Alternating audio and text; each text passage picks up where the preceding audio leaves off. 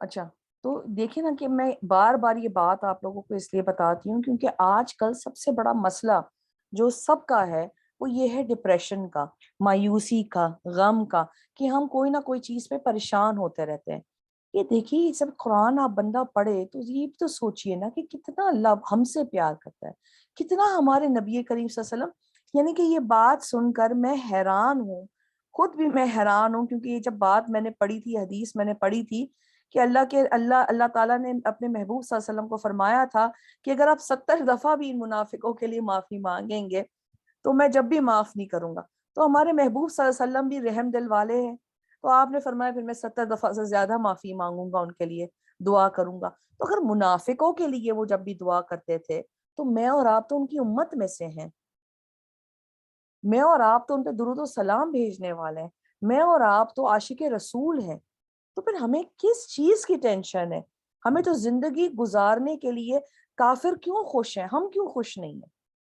اس لیے کیونکہ کافر اس لیے خوش ہیں کیونکہ وہ آخرت پر یقین نہیں کرتے ہیں، اور ہم اس لیے ناخوش ہیں کیونکہ اللہ معاف کرے ہمارا آہستہ آہستہ دھیان آخرت سے ہٹ کر اس دنیا میں پھنسا جا رہا ہے۔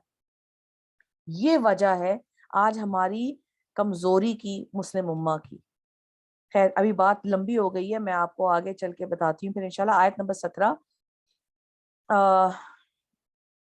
بلاک ہو وہ بدبخت منکر، ٹھیک ہے، ہاں جی، وہ بدبخت منکر انسان کیسا ناشکرا ہے جو اتنی عظیم نعمت پا کر بھی اس کی قدر نہیں کرتا۔ استغفر اللہ، استغفر اللہ۔ یعنی کہ اللہ تعالیٰ خود، یعنی کہ اللہ تعالیٰ خود یہاں پہ فرماتا ہے کہ قتل الانسان، ٹھیک ہے، یعنی کہ انسان جو ہے وہ، اللہ معاف کرے، وہ غارت ہو۔ اللہ رب العزت خود فرما رہا ہے، کوئی اور نہیں کہہ رہا ہے اس انسان کو۔ اللہ تعالیٰ سختی سے ناراض ہو کر یہ بات فرما رہا ہے کہ انسان کو یہ بدبخت ہے، وہ خوار ہو، وہ کیا کہتے ہیں، ہلاک ہو، کہ اس کو کوئی فکر نہیں ہے۔ قتل الانسان ما اکفرہ، ٹھیک ہے، وہ کتنا ناشکرا ہے، کتنا ناشکرا ہے۔ ما اکفرہ جو ہے، یہ عربی زبان میں ما اکفرہ کا مطلب ہوتا ہے کہ، یعنی کہ ایک حیرت، کہ اس کا جو سوچ ہے، جو اس کی یعنی کہ ڈس بلیف ہے، وہ اس حد تک ہے کہ وہ کیسے یہ ساری چیزیں ڈینائی کر سکتا ہے۔ یہ اکثر عربی زبان میں غصہ، شوق اور حیرت کو دکھانے کے لیے یا شو کرنے کے لیے اس کو استعمال کیا جاتا ہے۔ تو اگر کسی انسان نے اپنے آپ کو برباد کر لیا، بار بار یقین نہ کر کے اللہ کی رحمت پر، تو اللہ تعالیٰ فرماتا ہے کہ اس انسان نے خود ہی اپنے آپ کو تباہ اور برباد کر دیا، ٹھیک ہے۔ تو اس لیے اللہ رب العزت پھر فرماتے ہیں، اللہ نے اسے کس چیز سے پیدا فرمایا۔ اللہ تعالیٰ پہلے ان لوگوں کو ڈانٹ کر، ٹھیک ہے، اللہ تعالیٰ ان کو ڈانٹ رہے ہیں اور اب فرما رہے ہیں کہ اللہ تعالیٰ نے تمہیں کس چیز سے پیدا فرمایا، تم بھول گئے ہو۔ پھر دیکھیں انسان کو اس کی اوقات یاد دلا رہے ہیں کہ تم اتنے زیادہ جو مغرور بن کے بیٹھے ہوئے ہو، تم اتنا زیادہ تکبر کر رہے ہو، ایکسکیوز می، تم کس چیز سے پیدا ہوئے ہو۔ پھر آ جاتی وہی والی بات، نطفے میں سے اس کو پیدا فرمایا، پھر ساتھ ہی اس کا خواص و جنس کے لحاظ سے تعین فرما دیا۔ یعنی کہ اللہ تعالیٰ فرماتا ہے من نطفۃ خلقہ فقدرہ، ٹھیک ہے، من نطفۃ، خرسا کا مطلب عربی میں ہوتا ہے کہ آپ جو ہے نا ایک پروجیکشن کریں، یعنی کہ آپ کوئی، جیسے سٹاک مارکیٹس میں آپ کوئی وہ پروجیکشن کریں کہ یہ سٹاک ابھی اتنے ٹائم زیادہ، کچھ چیزیں آپ کے پاس ہے، نالج ہے، تو آپ کہیں گے کہ یہ سٹاک اتنی رائز کرے گی، یہ سٹاک اتنی کم آئے گی۔ ویسے ہی تقدیر کا جو مطلب ہوتا ہے کہ تقدیر میں بھی انسان کے حوالے سے کیلکولیشن ہوئی ہوتی ہے۔ تو اللہ رب العزت فرماتا ہے کہ ہم نے تمہیں اس نطفے سے پیدا کیا ہے، ٹھیک ہے، ہم نے تمہیں اس نطفے سے پیدا کیا اور تمہیں اس بات سے شرم ہے، ٹھیک ہے، اور پھر ہم نے تقدیر بنائی ہے تمہاری کہ ہم نے یہ کہا ہے کہ تم کتنے لمبے ہوگے، تم عورت ہوگے، تم آدمی ہوگے، تمہارے اوپر کیا بیماریاں آئیں گی، تمہاری کیسی آنکھیں ہوں گی، تمہارا جاب کیسے ہوگا، تمہارا سب کچھ ہم نے کیلکولیٹ ڈیسائیڈ کیا ہوا ہے، اور تم صرف ایک نطفہ تھے. تم ہو کون، تمہاری کیا چیز ہے؟ تو اللہ رب العزت ان کافروں کو کہتے ہیں کہ تم کیسے یقین نہیں کر سکتے، تم یہ سوچو کہ تم کہاں سے آئے ہو. سورہ نازیات میں اللہ تعالیٰ نے انسان کو اپنی جگہ پہ ڈالا یہ بیان کر کے کہ یہ تم دیکھو کہ آسمان کیا ہے، آسمان کو ہم نے کیسے بنایا ہے، تو تم مشکل ہو یا آسمان مشکل ہے. یاد ہے وہ آیت کہ اللہ رب العزت جب فرماتا ہے کہ ہم نے آسمانوں کو بنایا، اس میں کوئی بھی آپ کو نقص نظر نہیں آئے گا، اس کو کھڑا کیا، اس کو اونچا کیا، اس کو خوبصورت بنایا، تو آسمان مشکل ہے یا تم مشکل ہو. اور ادھر انسان کو، کفاروں کو اپنی جگہ پہ اس لیے اللہ لا رہا ہے کہ اللہ ان کو یاد دلا رہا ہے کہ تم کس جگہ سے آئے ہو. ٹھیک ہے. پھر تشکیل، ارتقاء اور تکمیل کے بعد بطنی مادر سے نکالنے کے لیے راہ اس کے لیے آسان فرما دی. ٹھیک ہے. تو اللہ رب العزت فرماتا ہے، اب یہاں پہ علماء کرام فرماتے ہیں کہ جو سبیل ہے، ثم سبیل یسرہ، سبیل کا مطلب ہوتا ہے کہ اللہ جب بچہ جو ہے وہ ماں کے پیٹ سے نکلتا ہے، اللہ تعالیٰ نے یہ جگہ جو ہے یہ کھول دی ہے کہ تاکہ انسان اس جگہ سے آئے. اب آپ یہ سوچئے کہ اگر یہ جگہ کھلے نہیں، انسان کی کیا اوقات ہے، کیا وہ جگہ کھول سکتا ہے؟ ٹھیک ہے. یعنی کہ اللہ تعالیٰ فرماتا ہے کہ قدرتی طور پر تم کسی لائق نہیں ہو، ہم نے تمہیں چھوٹی سی جگہ کے سے باہر دنیا میں نکالا، ورنہ تم یہ جگہ کھول بھی نہیں سکتے تھے، تم کچھ بھی نہیں کر سکتے ہو. ٹھیک ہے. پھر اسے موت دی، پھر اسے قبر میں دفن کر دیا. ٹھیک ہے. اللہ تعالیٰ انسان کو اس کی ساری اوقات بتاتے ہوئے بتا رہا ہے، فرماتا ہے کہ پہلے تم نطفے سے پیدا ہوئے، ہم نے تمہاری تقدیر بتائی، پھر تمہیں ہم نے نکالا اپنے ماں کے پیٹ سے، اور پھر ہم نے تمہیں موت دی. ٹھیک ہے. اور پھر تم قبر میں گئے، تو تم تو اپنی نہ زندگی کے مالک ہو نہ قبر کے مالک ہو. اب یہاں پہ الفاظ آیا ثم اماتہ. ثم کا مطلب ہے کہ کوئی موت جو ہوئی ہے ایک بہت لمبے عرصے بعد، یعنی کہ زندگی کے ایک لمبے طویل عرصے کے بعد موت ہوئی ہے. فَأَقْبَرَهُ کا مطلب ہے، یہاں پہ فا کا جو ورڈ استعمال کیا ہے، ثم کا مطلب ہے ثم ماتہ جب بولتے ہیں تو یعنی کہ ایک لمبی زندگی کے بعد موت آئے، فَأَقْبَرَهُ اور فوراً تمہیں دفنا دیا جائے قبر میں. ٹھیک ہے. تو اللہ رب العزت جو ہے، آپ سب کو میری آواز آ رہی ہے نا؟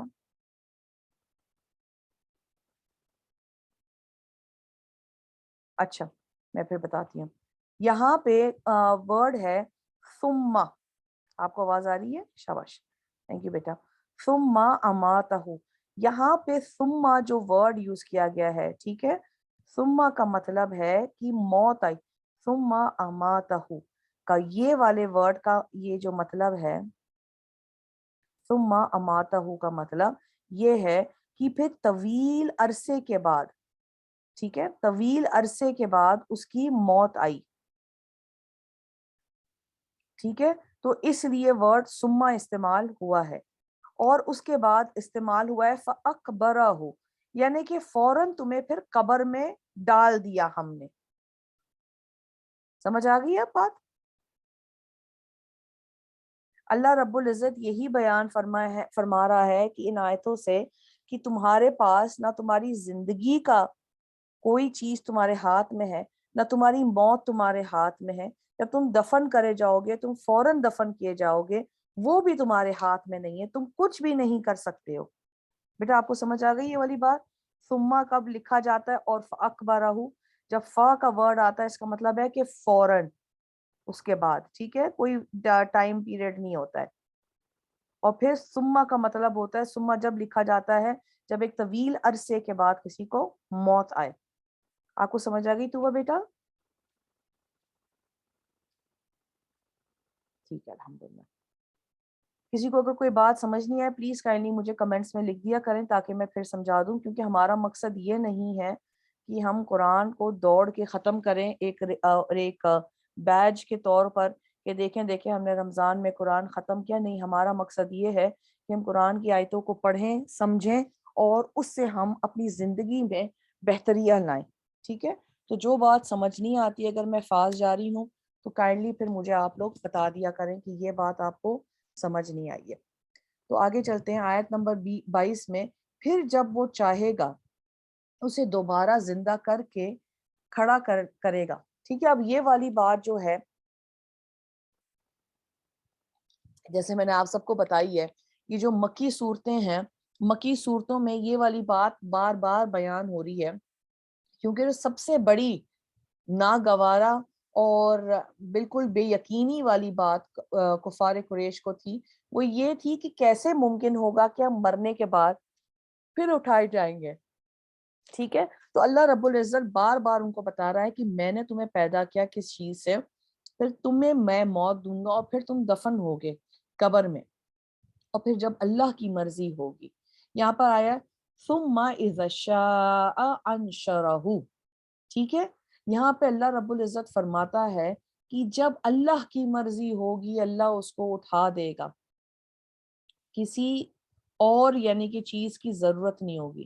تو اب یہ دیکھیے کہ ہم بچپن میں پیٹ میں ماں کے ہوتے ہیں, پھر ہم بچے جب نکلتے ہیں ماں کے پیٹ سے, پھر ہم بڑے ہوتے ہیں, تو ایک پورا پروسیس ہوتا ہے. ٹھیک ہے, کہ جب تک کہ ہم بڑے ہوتے ہیں, لیکن جب ہم مرنے کے بعد قیامت میں اٹھائے جائیں گے پھر سے دوبارہ, تو اس میں کوئی پروسیس نہیں ہوگا. ٹھیک ہے, تو اس وجہ سے اللہ رب العزت فرماتے ہیں کہ ہم جب قبر سے نکلیں گے, اور ہاں یہاں پہ جو ورڈ ہے انشرہ, نشرہ کا مطلب ہوتا ہے باقاعدہ لغوی جو نشرہ کا معنی ہے, نشرہ کا معنی ہے کہ کوئی چیز پھیلا دی جائے. ٹھیک ہے, کسی چیز کو جیسے آپ جب دانے کھیت میں ڈالتے ہیں تو آپ دانے کیسے پھیلا دیتے ہیں کھیت میں ہے, تو ویسی ہی جب میت کی بات آتی ہے, مردے کی بات آتی ہے, تو نعوذ باللہ استغفر اللہ, جو مردہ گل سڑ جاتا ہے اس کا کوئی حصہ اس کے جسم پہ نہیں ہوتا ہے. کچھ کیڑے کھا کے ختم کر لیتے ہیں, کچھ کیڑے اٹھا کے لے چلے جاتے ہیں. تو ہم جو ہوں گے وہ باقاعدہ ہماری جو گلی سڑی ہوئی جسم ہوگا, جو میت ہوگی, وہ پوری دنیا میں پھیلی ہوئی ہوگی, ایک جگہ پر نہیں ہوگی. لیکن اللہ تعالیٰ کو اس کے لیے کوئی پروسیس دکھانے کی ضرورت نہیں ہے, کیونکہ قیامت کے روز جب آپ کو پھر سے اٹھایا جائے گا تو فوراً جب اللہ کی مرضی ہوگی, اذا شاء, جب اللہ کی مرضی ہوگی, انشرہ, اللہ تعالیٰ اس کو سب کچھ جمع کر کے اٹھا دے گا فوراً. ٹھیک ہے, تو پھر آگے آیت نمبر 23 میں یقیناً اس نافرمان انسان نے وہ حق پورا نہ کیا جس کا اسے اللہ نے حکم دیا تھا. ٹھیک ہے, اب یہاں پر اللہ رب العزت جو ہے قضاء کے بارے میں مطلب ہوتا ہے کہ کوئی ذمہ داری پوری کرنا اس طریقے سے کہ بس آپ نے پوری کر لی ہے, ایک وقت کا ایک وہ ٹاسک ہوتا ہے کہ ایک ٹائم آپ نے یہ کام کرنا ہے, اگر یہ کر لیا تو دیٹ از اٹ, پھر اس کے بعد آپ ذمہ دار نہیں ہیں. تو اللہ رب العزت فرماتے ہیں کہ ادھر انسان کو اتنی زیادہ ہم نے نصیحتیں دی ہیں, لیکن اس کے باوجود وہ سمجھتا نہیں ہے, جبکہ باوجود بھی وہ اپنے فرض پورے نہیں کرتا. اب دیکھیں نا آپ, اگر میں آپ کو ایک بات بتاؤں, لوگ کہتے ہیں مسلمان ہونا بڑا مشکل ہے. کدھر سے مشکل ہے؟ اللہ نے فرمایا 5 وقت کی نماز پڑھو. آپ لوگوں کو کیا تکلیف ہے کہ آپ نماز نہیں پڑھ سکتے 5 وقت کی؟ جم جاتے ہیں, ایکسرسائز کرتے ہیں, نماز نہیں پڑھ سکتے. نماز پڑھنے کے ٹائم پہ سب تھکے ہوئے ہوتے ہیں.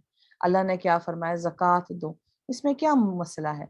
ہم جب جا کر کچھ کھانا باہر کھاتے ہیں, وہی کھانا بعد میں جا کے ہم باتھ روم میں اس کو نکال دیتے ہیں, تو وہ پیسے بھی تو ضائع گئے.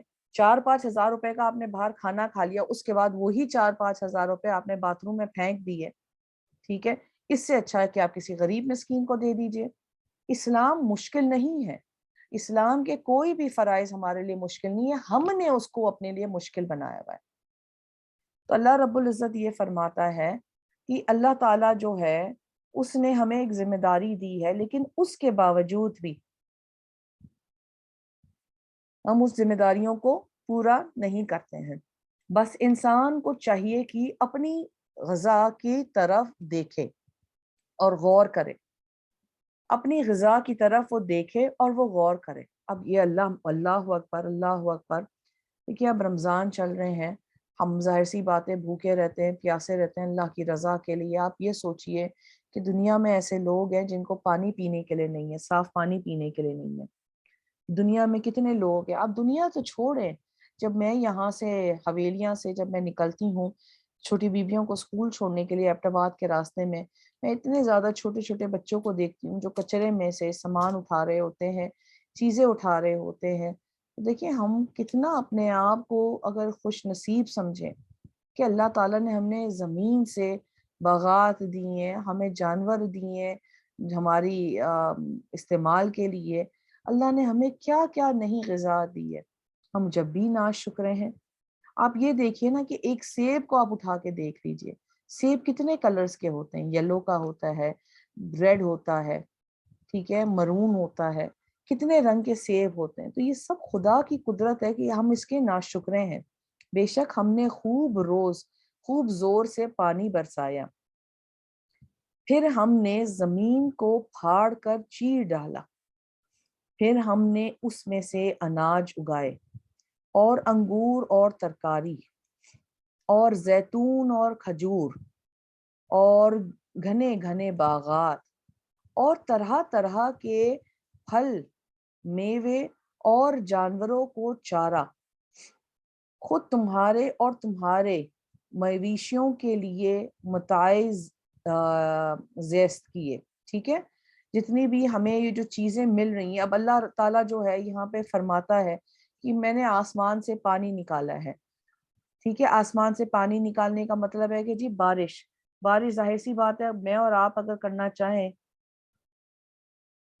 تو آسمان میں ہم بارش لا سکتے ہیں؟ نہیں لا سکتے ہیں۔ تو اللہ رب العزت نے پانی برسایا، جس سے جو ہے زمین کو پھاڑ کر اس کے اندر پانی ڈلوایا، پانی اندر گیا ہے، بیج اندر گئے ہیں، اس سے جو ہیں وہ فروٹس نکلے ہیں، اناج نکلے ہیں، ٹھیک ہے۔ پھر سے واپس ذکر آیا ہے گریپس کا، میں نے آپ کو بتایا ہے گریپس کا اس لیے ذکر آتا ہے کیونکہ اس زمانے میں گریپس جو ہیں وہ ایک ایسی غذا مانی جاتی تھی جو امیر بندے کی غذا تھی، ٹھیک ہے۔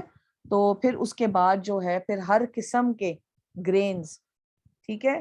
تو پھر اس کے بعد اللہ تعالیٰ نے زیتون کے بارے میں ذکر کیا ہے، کھجور کے بارے میں ذکر کیا ہے۔ پھر اللہ رب العزت نے یہ فرمایا ہے کہ بالکل ہم نے گھنے باغات نکالے ہیں، پھر سے علیحدہ علیحدہ قسم کے فروٹس نکالے ہیں۔ اور کیوں نکالے ہیں؟ کہ تاکہ آپ کے لیے معیشت کا سامان بنے اور آپ کے چارپائیوں کا، ٹھیک ہے، یہ کیٹلز کا یہ سامان بنے، یہ کھانا بنے، ٹھیک ہے۔ تو اب آپ یہ دیکھیے، ایک تو پھر اللہ رب العزت فرماتے ہیں اب یہاں پر ایک جو یہ آیت ہے، یہ آیت جو ہے یہاں پہ ختم ہوتی ہے ایک سکون کے ساتھ، یعنی کہ یہ آیت یہاں پر اب ختم ہو گئی۔ اس کا مطلب ہے کہ اب اللہ تعالیٰ نے یہ بتا دیا کہ میں نے تمہارے لیے کیا کیا۔ اب اللہ تعالیٰ جو ہے ان کو ڈانٹ رہا ہے پھر سے۔ اللہ تعالیٰ ان کو فرماتا ہے پھر جب کان پھاڑ دینے والی آواز آئے گی، پھر سے اللہ تعالیٰ ان کو یاد دلاتا ہے اس دن آدمی اپنے بھائی سے بھاگے گا اور اپنی ماں اور اپنے باپ سے بھی اور اپنے بیوی اور اپنی اولاد سے بھی۔ اس دن ہر شخص کو ایسے پریشان کن حالات لاحق ہوں گے جو اسے ہر دوسرے سے بے پرواہ کر دیں گے۔ اس دن بے حد سے چہرے ایسے بھی ہوں گے جو نور سے چمک رہے ہوں گے۔ اچھا، یہاں تک 37 تک ہم لوگ جب یہ سمجھیں تو اللہ تعالیٰ یہاں پہ حدیثوں میں آتا ہے، سب سے پہلے تو ایک حدیث میں آتا ہے کہ کیوں انسان جو ہے بھائی بھائی کا نہیں ہوگا، ماں اولاد کو نہیں دیکھے گی، کیونکہ جو جیسے بتایا گیا ہے کہ قیامت کے روز آپ کے اعمال آپ کے سامنے ہوں گے جو آپ نے آگے بھیجے ہیں۔ تو ہر بندہ اپنی خود تکلیف میں اتنا زیادہ مبتلا ہوگا، اس کو اتنا زیادہ خوف ہوگا کہ اس کو کوئی رشتہ داری جو دنیا میں اس نے نبھائی اس کو سمجھ نہیں آ رہی ہوگی، اس کے ہوش اڑ گئے ہوں گے اس ٹائم پر، کیونکہ افراتفری ہوگی، اس کو صرف اور صرف یہ فکر ہوگی کہ ہائے اب میرے اعمال میں کیسے بچاؤں، بس اور کچھ بھی نہیں۔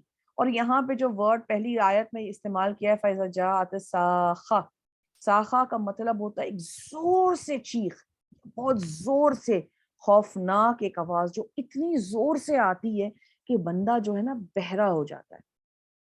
اور اللہ تعالیٰ فرماتے ہیں کہ یہ آواز آئے گی اور تم کچھ بھی نہیں کر سکو گے.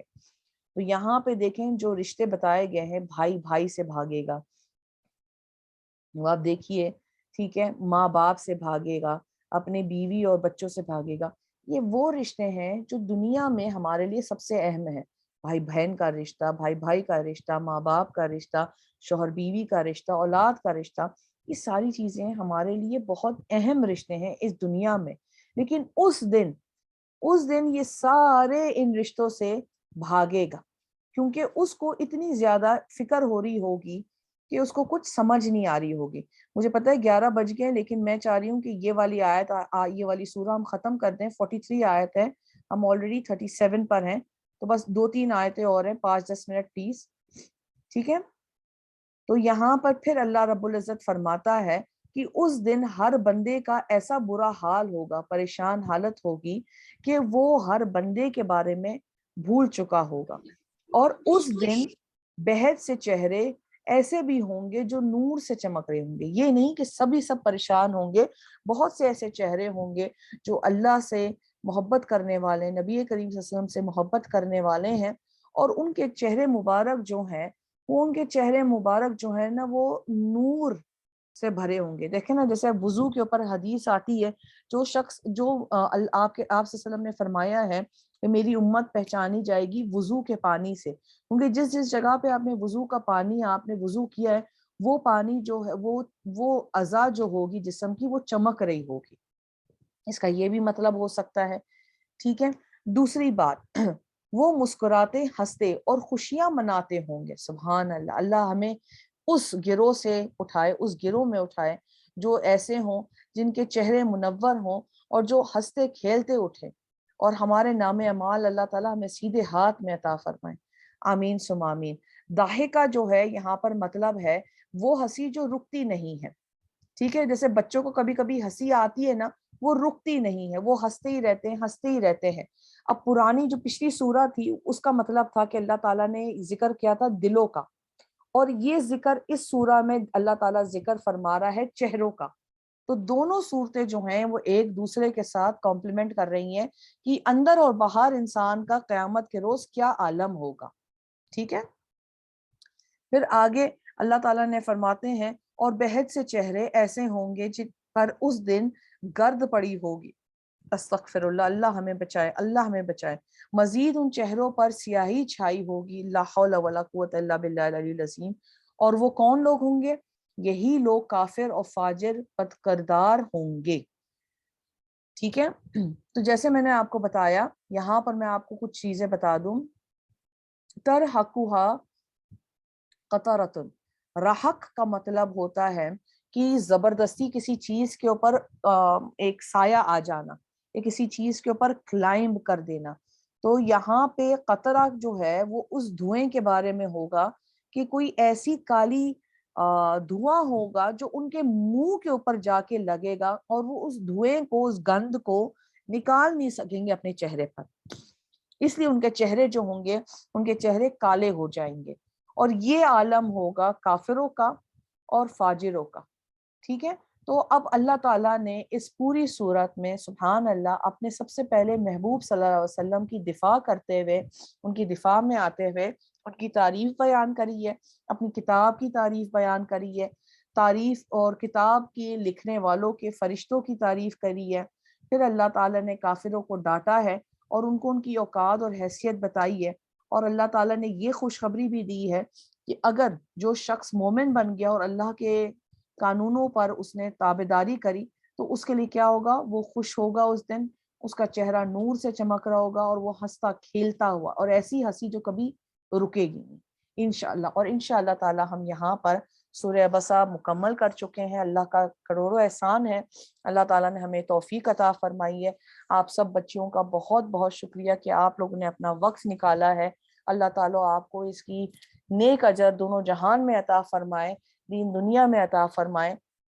ہر بیماری، ہر پریشانی، ہر مصیبت، ہر آفت، ہر بلا، ہر تکلیف، فتنہ، فساد اللہ تعالیٰ آپ سب سے دور رکھے۔ اللہ تعالیٰ ہم سب کے اوپر اپنی مہربانی اتارے۔ اللہ تعالیٰ ہمارے والدین جو فوت ہو گئے ان کو جنت میں اعلیٰ مقام عطا فرمائے، جو زندہ ہے اللہ تعالیٰ ان کو صحت، زندگی، لمبی عمر، خوشیوں سے عطا فرمائے۔ اللہ تعالیٰ ہم سے ہمیشہ راضی رہے۔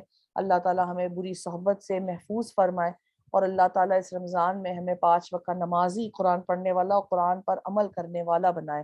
آمین آمین ثم آمین۔ وآخر دعوانا الحمد للہ رب العالمین۔